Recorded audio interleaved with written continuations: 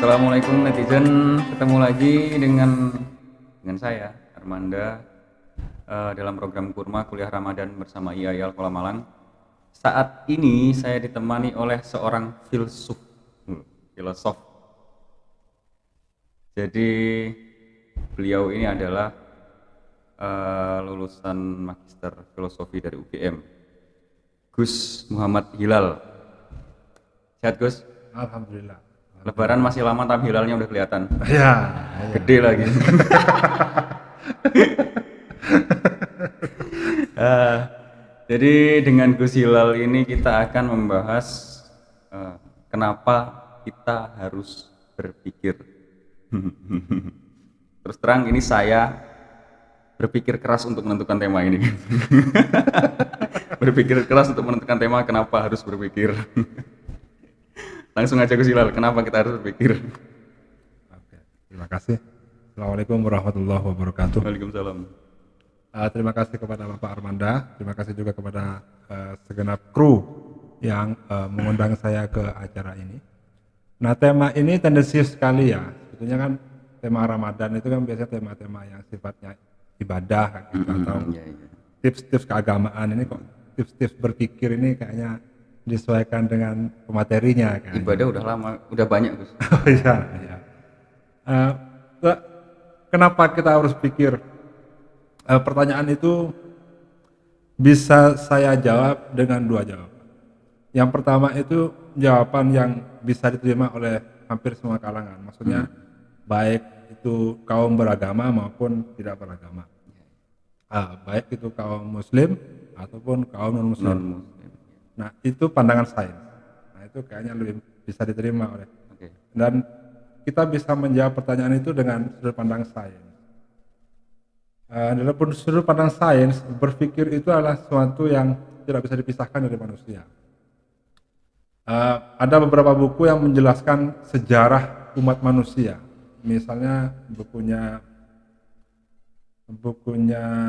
Yuval Noah Harari, itu dia berbicara tentang sejarah manusia sejak paling awal sampai bersama modern ini.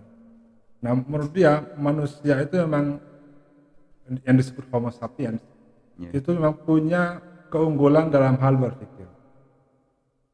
Dan kemampuan berpikir itu seiring tahun itu semakin bertambah. Karena kan jaraknya jauh ya kalau cerita Homo sapiens. Nah, perkembangan paling spektakuler itu terjadi saat manusia mulai mengembangkan bahasa. Jadi sejarah itu membuktikan bahwa perkembangan bahasa, ketika manusia berkomunikasi menggunakan bahasa, kemampuan berpikir manusia itu sangat meningkat. Kenapa kok sangat meningkat? Itu nanti efeknya banyak. Karena manusia bisa membuat cerita-cerita. Itu istilahnya Yuval Noah Harari. Dan dengan membangun cerita itu manusia bisa melakukan banyak hal secara berkelompok dalam jumlah yang besar. Jadi dari kemampuan bercerita itu sehingga meningkatkan kemampuan berpikir itu juga jadi begini, seiring kemampuan manusia meningkat berpikirnya, kemampuan untuk menguasai dunia itu semakin besar. Dan terbukti sekarang spesies manusia itulah spesies yang paling berkuasa di dunia. Karena kemampuan berpikirnya itu sangat tinggi ketimbang spesies yang lain. Dan itu dikembangkan karena kemampuan bahasa. Gitu. Jadi modal spesies manusia untuk menguasai dunia ini bermodal dari berpikir. Berpikir. Itu menurut pandangan sains. Sudut pandang sains. Yang satunya sudut pandang agama. Nah, kita agama Islam tentunya agama. Sebetulnya semua agama itu menganjurkan untuk berpikir. Sebetulnya. Tapi dalam Islam itu kemampuan berpikir itu bisa lihat dalam Al-Quran misalnya.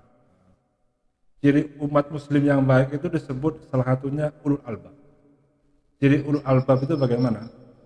Alladzina yadhkuruna Allah qiyaman wa qu'udan wa 'ala junubihim wa yatafakkaruna fi khalqillahi rabbana ma khalaqta hadza batila wa qina adzaban. Jadi ciri mukmin yang baik itu ulul albab. Ulul albab itu adalah orang yang berzikir kepada Allah dalam kondisi apapun, Al-Quran itu dijelaskan baik ketika berdiri, baik ketika duduk, baik ketika tidur-tiduran. Itu pertama berpikir. Yang kedua, wa yatafakkaruna fi khalqis samawati wal ardi, dan berpikir tentang penciptaan langit dan bumi. Jadi itu ciri kedua. Ciri ketiga, berdoa. Berdoa itu wa qina adzabannar. Wa yatafakkaru fi khalqillahi wa yatafakkaru fi khalqis samawati wal ardi, berpikir tentang penciptaan langit dan bumi, terus menyimpulkan Rabbana ma khalaqta hadza batila. Wahai Tuhanku, Engkau tidak menciptakan segala hal ini, penciptaan langit dan bumi ini sia-sia. Jadi itu bisa lihat ketiga ciri dari ulul albab itu bisa kita simpulkan bahwa berpikir itu adalah salah satu ciri orang mukmin yang baik, selain berzikir dan berdoa. Nah, oleh karena itu hanya satu contoh ayat saja. Itu banyak sekali contoh ayat Al-Quran yang menganjurkan manusia untuk berpikir. Itu contoh dari Al-Quran. Di hadis misalnya ada sebuah hadis, ladina liman la aklalah. Tidak ada agama bagi orang yang tidak punya akal.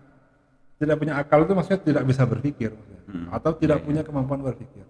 Oleh karena itu dalam agama Islam atau dalam fikih banyak hal-hal yang tidak sah karena manusia tidak punya kemampuan berpikir. Sholat tidak sah kalau nggak punya kemampuan berpikir, misalnya gila atau masih bocah. Maaf Gus, OTGJ. OTGJ? Orang dengan gangguan jiwa. Oh iya, OTGJ misalnya. Intinya kemampuan berpikirnya kurang lah atau tidak ada. Nah, maksudnya tidak punya akal itu begitu. Nah, jadi sebetulnya berpikir itu salah satu fondasi keberagamaan juga. Karena banyak kegiatan keagamaan itu tidak bisa berlangsung kalau manusianya tidak bisa berpikir. Yeah. Nah, itu mungkin beberapa contoh dorongan agama bagi manusia untuk berpikir. Saya tertarik dengan jawaban yang kedua tadi, yang masalah di dalam ayat dijelaskan bahwa pada saat tidur-tiduran pun kita dianjurkan untuk berpikir tentang terciptanya langit dan bumi.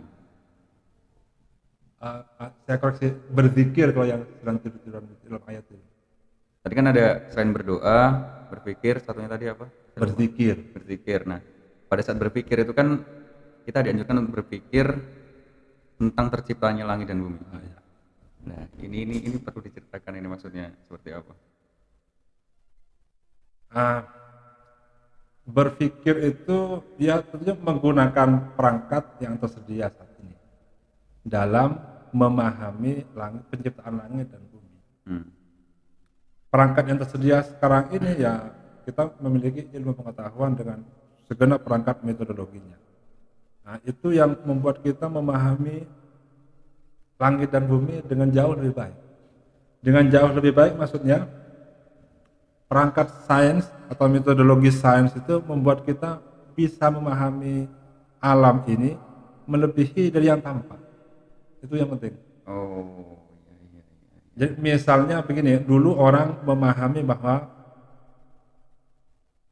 bumi adalah pusat alam semesta, sedangkan matahari mengelilingi bumi. Karena yang tampak begitu, yang kelihatan bumi atau matahari yang mengelilingi bumi yang kelihatan. Tapi berkat sains, berkat perkembangan sains yang kawin-mawin dengan matematika dan sebagainya itu, sekarang dipahami bahwa itu nggak benar. Walaupun jadi yang benar itu melebihi yang tampak. Itu contoh tentang langit dan bumi. Dan berkat konspirasi kembali lagi ke zaman dulu. Flat Earth itu sebetulnya hoax saat ini. Ya. ini salah satu yang melawan Flat Earth.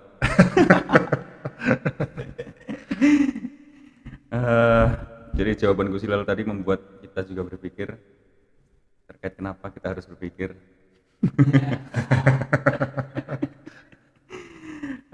Gus, seandainya ini kita menghayal dulu, seandainya ada spesies di bumi ini yang pola pikirnya mendekati manusia, ini juga bisa menjadi ancaman juga dong. Mendekati manusia, sebenarnya banyak yang mendekati manusia. Maksudnya proses berpikirnya gimana ya? tapi nggak secanggih manusia sih. Karena manusia itu selain perangkatnya hebat begitu, tapi digunakan dengan sangat hebat selama berabad-abad gitu, Oh iya. Jadi sehingga sangat canggih. Tapi kalau perangkatnya yang hebat banyak selain manusia itu. Misalnya lumba-lumba itu hmm, punya kemampuan otak yang ya canggih gitu. Cuma ada yang volume otaknya lebih besar dari manusia tapi ya betul. Ada pemanfaatannya. volumenya gajah misalnya lebih lebih besar daripada manusia, tapi eh, sejarah tidak membuat mereka lebih hebat dari manusia karena ya, hanya segitu penggunaan. Hmm, hmm, hmm, hmm. Jadi memang mungkin secara sains evolusi berpikirnya manusia lebih tinggi dibandingkan yang lain. eh Apa, refleks. Nah itu termasuk berpikir atau enggak ya? Refleks. Saya bingung juga itu. Ada ini ya, itu termasuk berpikir. Misalnya begini, kita melihat Cristiano Ronaldo misalnya atau Lionel Iya Messi. iya iya. Mereka berdua itu bisa nendang bola tanpa melihat gawang, tapi masuk. Itu berarti refleksnya sangat bagus. Refleks, insting. Nah, iya, refleks dulu ya. Nah, Dalam penjelasan psikologinya begini, berpikir itu ada dua macam. Berpikir istilahnya itu berpikir tipe 1, berpikir tipe 2. Berpikir tipe 1 itu berpikir yang kita harus jelas langkah-langkahnya. Itu terstruktur. iya, jadi kita nggak bisa cepat dengan berpikir itu. Misalnya untuk mencapai kesimpulan A, langkah-langkahnya ini itu harus dilewati satu persatu. Ya. Tapi jika ini dilakukan terus-menerus, proses ini dalam satu hal misalnya, kesimpulan ini dilatih terus-menerus, nanti akan muncul eh, akan akan sangat cepat sehingga seolah-olah itu tidak ada langkah-langkah tadi itu. Nah, itu disebut berpikir tipe 2. Nah, berpikir yang refleks atau insting, biasanya dianggap insting atau refleks itu adalah berpikir tipe 2 ini. Ya jadi sudah terbiasa melakukan Hal struktur langkah-langkah tadi sehingga seolah-olah nggak ada seolah langkah tidak lagi. ada langkah Iya. lagi karena sudah terlalu sering Selalu mengalami sering. itu. Kita bisa lihat misalnya contoh kalau di pedesaan itu misalnya tukang jual sapi misalnya, Ya. cuma ditepuk bokongnya langsung ketahuan, oh ini harganya sekian misalnya begitu. Gitu ya. Misalnya, katanya ada yang bisa begitu katanya. Keren. Nah itu kan karena saking cepatnya, sebetulnya kan itu analisis yang panjang sebetulnya kalau mau diurai. Cuma karena saking terbiasanya, sehingga seolah-olah tidak ada proses analisis itu, tidak ada proses tahap-tahap untuk mencapai kesimpulan harganya sekian. Nah itu disebut tipe berpikir kedua. Keren. Harga sapi dinilai dari belakangnya. Iya, ini contohnya saja. Keren. Milih duren, milih semangka gitu ya. Iya, cuma ditepuk-tepuk Padahal saja langsung ketahuan. Milih semangka mungkin kan ada teorinya yang motifnya seperti ini, yang suaranya seperti ini. Tapi Iya, karena itu tidak dijelaskan seolah-olah seperti insting gitu. Iya, Ya. Padahal itu sebenarnya pada dasarnya memang proses berpikir Iya. yang tidak dijelaskan teorinya. Oke. Jadi saya rasa cukup jelas terkait kenapa kita harus berpikir, kenapa kita juga harus menyimak tema berpikir ini, kenapa Anda semua harus berpikir untuk menyimak tema berpikir. Saya rasa sudah cukup jelas. Terima kasih Gus Hilal, terima kasih netizen yang sudah terus menonton channel kami. Nantikan kurma-kurma di episode berikutnya. Assalamualaikum warahmatullahi wabarakatuh. Waalaikumsalam.